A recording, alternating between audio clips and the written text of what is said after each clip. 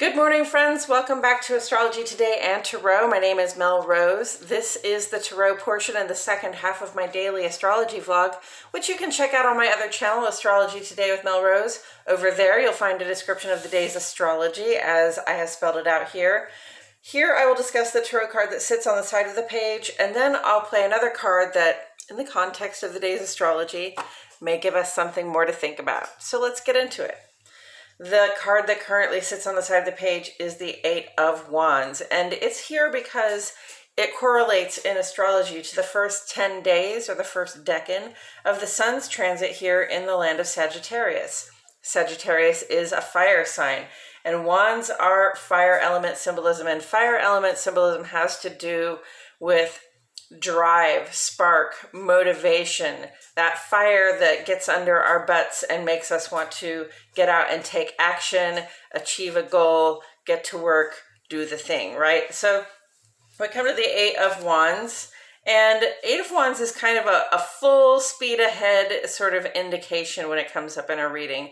It's really just saying that you've got, I have a card here where it's not a river in the distance, but I have another card that it shows a person on a motorcycle on a clear road on a sunny day, and it's just like you've got a full tank of gas and it's all just go ahead. You know where you're going, you're on the path already, you can keep moving forward. So that's very much the vibe of this card. Another thing that comes up sometimes for me with Eight of Wands is that inspiration is coming in, or that drive is coming in, that desire to act is that desire or that permission to act, the sort of, the go-ahead is on its way in if it hasn't already shown up, okay?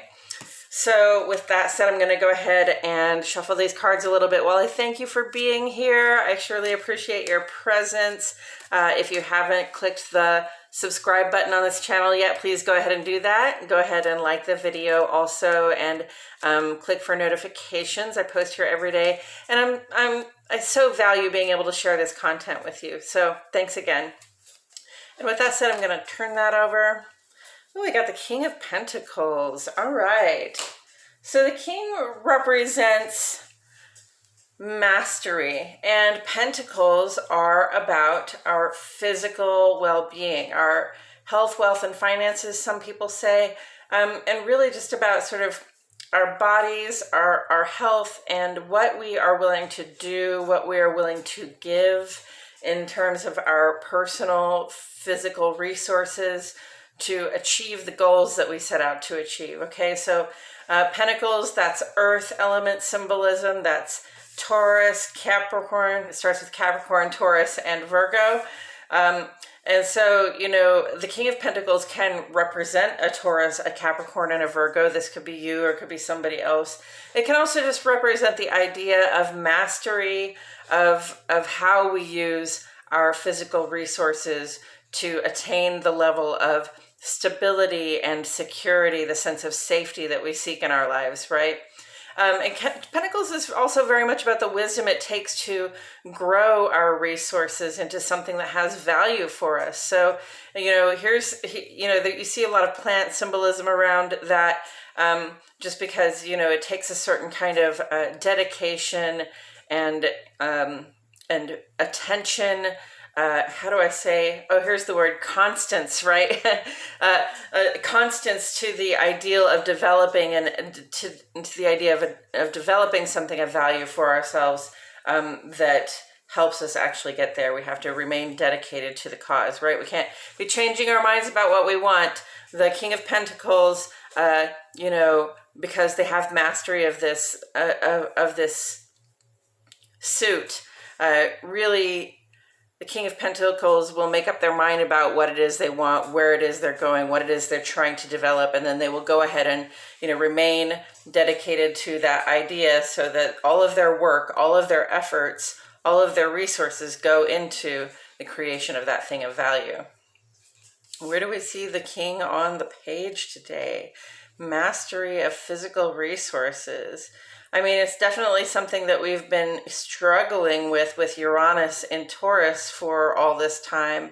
And Uranus is going to be in Taurus for a few more years too. So this is, this is really speaking to and about our relationship to the physical resources that we like to have, the physical resources that help us feel secure, safe, and steady in the world. You know, like a house, a roof over your head, a floor under your feet, a bed to sleep in, good physical health for our bodies, and sort of a reliable relationship to the supplies we need on a daily basis to take care of ourselves. Uranus is in Taurus, sort of shaking up our relationship to that, asking us, is the housing that we have actually appropriate for us? Are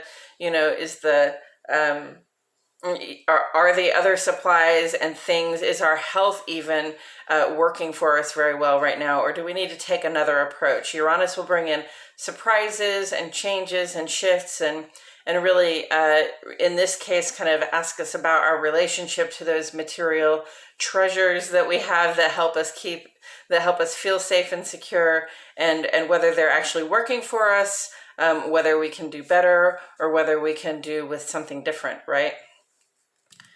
And Pluto is still down here in Capricorn. Pluto is not done in Capricorn. I know I talk about how we're right here at the end of Pluto's 25-year transit. From that line to this line represents 25 years of Pluto in Capricorn, really just smashing all the edifices of things that we once thought were permanent, that we once thought were completely necessary, even institutional to our cultures, and also Pluto retrograde, smashing the edifices of those sort of habitual ways of being that we have that, may have worked for us at one time, but no longer do work for us. Okay, so Pluto is not done, though. Pluto will go direct in Aquarius for the first time, I think, next March. And then it will back up into Capricorn and then go ahead into Aquarius again.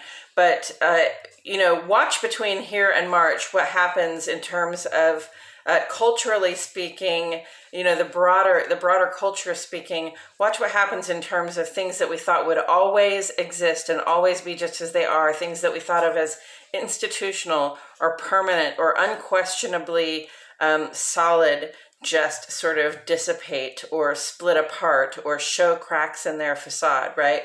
Because that's what Pluto is doing, is just sort of breaking down these facades and saying, yep, this is not what you think it is anymore, right? These institutions, these solid things we thought we had, they have grown and changed into something else. Sometimes they need to be broken apart into smaller pieces. Sometimes they need to be smashed entirely, and we need to start over. And, there will be other sort of structures and attempts at stability that will come up in their place to help us move forward. Okay, so King of Pentacles is about mastery of both of these things, right? So, mastery of the understanding that we don't always get things exactly the way that we want them, right? And mastery of our ability to get what we need, regardless of whether we're able to get what we want in material terms at this time. And also mastery just of the idea that things fall apart. Pluto in Capricorn makes me think very much of the Tower, like, sometimes it doesn't matter how hard you work or what good intentions you put into it or what solid materials you use to build your tower for structure and stability and support. Sometimes these things just fall apart. Sometimes these things just aren't meant to stand forever. Most things are not meant to stand forever, in fact, is what we find out with Pluto in Capricorn. And having mastery of that understanding, having mastery of the understanding that things fall apart, can really be an empowering level of mastery to have, because then we understand that when things fall apart, there's still material there that we can build something anew from. And when things fall apart, it's really not the end of the world. It's just the end of that one thing. And it's an opportunity to, disengage from something that was obviously not working, that was not meant to last, and to move on to building structure, safety, and security for ourselves in other ways that will work better going forward. And going forward, what's going to work when we're building structure, safety, and security for ourselves, starting next year especially, but we're getting into that vibe right now, it's going to be about starting things that create uplift for everybody involved, right? If it supports me, but it fails to support other people, or it supports me, and heaven forbid my support comes at the cost of somebody else's well-being, then it's no longer going to work. It's no longer going to work as an entity, as an institution, as a way of being, even with myself. Okay. So let's just keep that in mind when we are thinking about, our mastery of materials, our mastery of our health, wealth, and finances, that going forward, when we're trying to create security for ourselves, we're going to seek that security, sort of in the terms of the collective, making sure that what works for us works for other people. 8 of Pentacles, or 8 of Wands, and the King of Pentacles.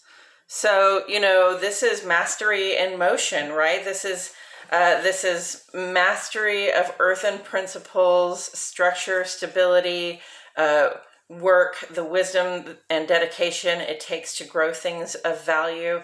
And we've got this nice fiery momentum on our side. Let's see, fire and earth, that's sort of drying clay, right? That's forming new structures that that will have worth and value for us, and it's it's that in motion. It's the act of doing that. It's the act of creating things that have value for us. Let's see. And we've got, this is a very, that 8 of Wands is a very Sagittarius vibe. Almost all of our personal planets, except for Mars, are here in Sagittarius right now. And, that's a very up and out vibe. It's a very active vibe. It's about spreading inspiration, information. It's about sharing our spark, sharing our drive, sharing our spirited desire to take action and get things taken care of, get things done. Okay, so there can be a little impatience that comes in with this. There's a little bit of like having to go with the flow of things, but the flow right now should be going pretty easy. We should be moving forward in a pretty consistent manner, like at a speed that we can predict at least, right? So not trying to necessarily get ahead of ourselves, but just taking advantage of the momentum while we have it, and taking advantage of that momentum in terms of, we have momentum here to gain some mastery over our health, our own approach to having good bodily wellness, and also we have momentum, in our mastery of resources in terms of like sort of getting our relationship to money and finance in order. And we have momentum here in terms of our ability to get our homes in order, or to, really give some